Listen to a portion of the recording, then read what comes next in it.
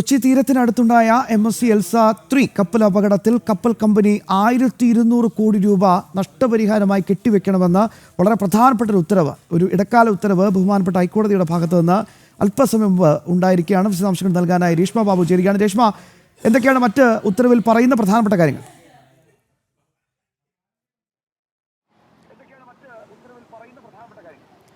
ശ്യാം, നേരത്തെ തന്നെ MSCയുടെ അക്വിറ്റേറ്റ 2 എന്നുള്ള കപ്പൽ അത് അറസ്റ്റ് ചെയ്തിരുന്നു. അത് മോചിപ്പിക്കണമെങ്കിൽ 9560 കോടി രൂപ കപ്പൽ കമ്പനി കെട്ടിവെക്കണമെന്നുള്ളതായിരുന്നു ഹൈക്കോടതിയുടെ മുന്നേ ഉള്ള ഇടക്കാല ഉത്തരവ്. അതിൽ ഭേദഗതി വരുത്തിക്കൊണ്ടാണ് ഇപ്പോൾ സിംഗിൾ ബെഞ്ച് മറ്റൊരു ഉത്തരവ് ഇറക്കിയിരിക്കുന്നത്, മറ്റൊരു ഇടക്കാല ഉത്തരവ് പുറപ്പെടുവിച്ചിട്ടുള്ളത്. 1227 കോടി രൂപ കെട്ടിവെക്കണമെന്നുള്ളതാണ് ഹൈക്കോടതി നിലവിൽ ഇടക്കാല ഉത്തരവ് പുറപ്പെടുവിച്ചിട്ടുള്ളത്.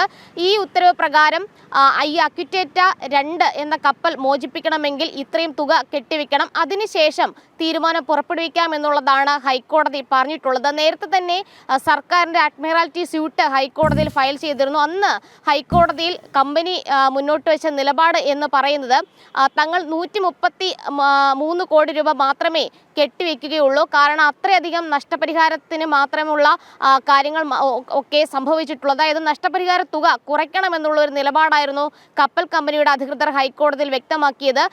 എന്തായാലും ഇക്കാര്യത്തിൽ വിശദമായിട്ടുള്ളൊരു വാദം കേൾക്കാമെന്നുള്ള നിലപാട് ഹൈക്കോടതി സ്വീകരിക്കുകയും ചെയ്തിട്ടുണ്ട്. അതോടൊപ്പം തന്നെ പത്രപരസ്യം നൽകി നഷ്ടപരിഹാരം ആവശ്യപ്പെട്ടുകൊണ്ടുള്ള കക്ഷിയേറാനായിട്ടുള്ളൊരു അവസരം നേരത്തെ തന്നെ നൽകിയിരുന്നു.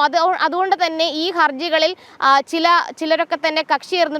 അവരുടെ വാദഗതികൾ കേൾക്കണം, അവരുടെ മറുപടികൾ കൂടി കേൾക്കണം. അതുകൊണ്ട് തന്നെ 30-ാം തീയതി ഈ ഹർജികൾ വീണ്ടും പരിഗണിക്കാമെന്നും ഹൈക്കോടതി പറയുകയും ചെയ്തിട്ടുണ്ട്.